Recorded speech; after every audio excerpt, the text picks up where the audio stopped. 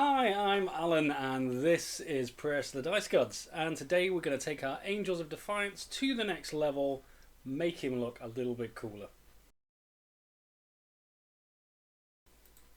Mapping out a light point is the first thing I want to do here, so what I'm doing is I'm cracking out the Mechanicus standard grey and I'm going to put it where I think the light is going to be shining. We're going for an overhead light source. We're then going to just work our way around the model, picking out the areas we think are going to take more light than others. And we're using Mechanicus Standard Grey because it's not too bright and it won't mess with the way we're thinking when it comes to actually doing these highlights. B, it's light enough over the black to make sure we can see it.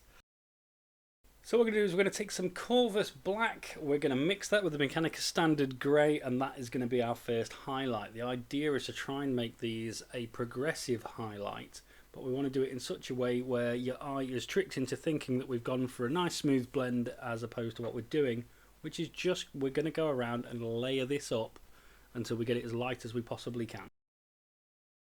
The more times we go around with a progressively lighter colour until we actually get to just plain Mechanicus Standard Grey, the more likely it is that your eye is tricked into thinking that this is a highlight that progresses properly and blends through, as opposed to one that just jumps up in stages. I've done this highlight quite a few times here. I'm using this as a test model because I have an entire Indomitus set of Space Marines that I'm thinking would look really cool in this. So this is the test model. There are things that I'm doing on this that I'm probably not going to do on the rest of them because that's just how your test model works. I always end up doing a little bit of a better paint job on the test model as I do when it comes to batch painting the rest of the army.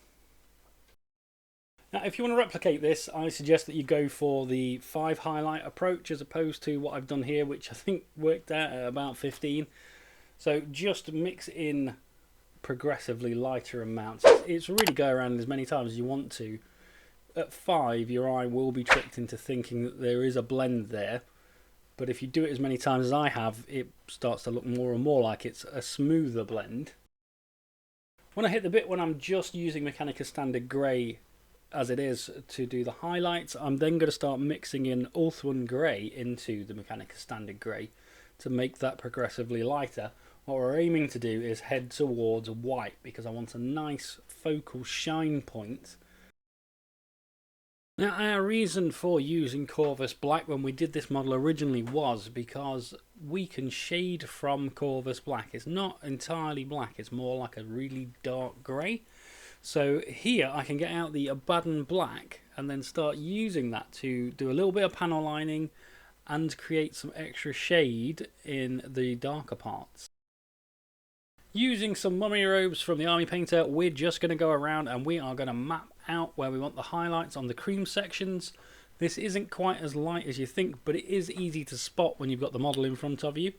So just mixing some pure white into our mummy robes to make that progressively lighter, and we just keep going around the model and making each of those highlights slightly smaller than the previous one to again make it look like we're creating a blend as opposed to just some stepped up highlights. Because we've taken the cream highlight in the same direction as the black, we're working towards white. Once we get to white, we're going to go around, we're going to do exactly the same thing we've done with the black. We're going to put little spots on the round areas. We're going to put T's on the other areas to make it look like those lines go all the way through.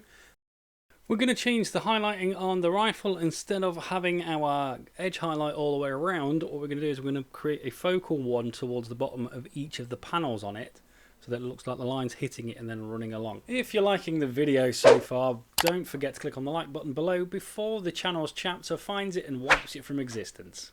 So we're going to get the Rhinox Hideout next. We're going to use this as our panel lining for our cream sections. Now it does already have panel lining, but we did that with Seraphim Sepia the first time around. This time I want it a little bit darker because we're going to glaze in some shadows. So to make sure that panel lining still stands out, making up our own glaze with the Seraphim Sepia here. I know this is a wash, but we're actually going to turn that into a glaze. We're going to take 3 parts water to 1 part Seraphim Sepia, and then we're going to start glazing around the model. We're going to be aiming at anywhere that should be shaded, that should be slightly darker. It might be in shadow, it might be something that's covered by something else, or just to really accent any of those connecting points on the model's armour. And we're on to one of the bits that I've been looking forward to doing. This is creating ourselves some nice worn looking leather. Now, instead of going around the whole thing and just doing an edge highlight with a couple of lines on, like we did for the entire series of these, we're actually going to go around and we're going to put tiny, when I say tiny, it's very tiny, it's with the tip of the brush, we're going to create tiny little lines that go around every piece of every leather pouch, looking to focus where we think it might get more worn. So things like the catch to hold the leather pouch shut for the gun holster, and the bit where the gun would slide in, those bits are going to be slightly more worn. So I'm looking to focus the lighter highlights in those areas. And the first set of lines we're putting in are Mournfang brown.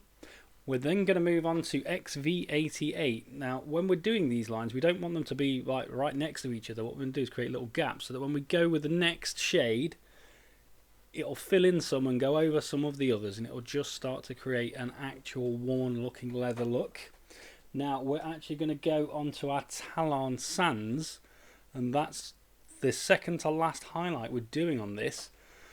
So we're going to go around and we're going to put those tiny little lines in, and of course we're going to look at those big slashes as well across the big open areas of the pouches. For our round pouch, what we're looking to do is work down the side of it and a little bit across the top and the bottom. Because of its shape, it'll get worn slightly differently, and the light will catch it slightly differently. The final highlight we're actually doing is going to be done with skeleton bone, and that's a very precise highlight. So we're looking to put that on corner parts as well as any area we think will get slightly more worn than the rest. So like the brown is actually coming off and we're going to the underneath of the leather. To finish up our upgrade here, we're going to go around the model and we are going to give him lots of tiny little scratches that are barely visible unless you're looking up close to the model, and then we're going to have a few that are going to be a bit brighter. So we're going to take Mechanicus standard grey to start with for our black pieces of the armour, and we're just going to go around, we're going to put lines here and there, make it look like he's been scratched up in a fight. We're not looking to do anything that looks like it's deep, just a load of surface scratches. So we're just going to go around. We're then going to get some Ulthuan grey. We're going to go around. We're going to redo some of those scratches, create a couple of new ones before we get to white, where we'll go around and do the same thing again. When we go into our cream section, we're going to start off with our mummy robes. We're going to go around. We're going to put in some little lines, make it look like he's been attacked by something that's not quite powerful enough to do any real damage to his armour, other than scratch the paintwork a little bit. We're then going to take that to white, and we're going to go around and try and highlight some of those up. Make it look like he's been in a bit of a fight rather than he's a brand shiny new Space Marine.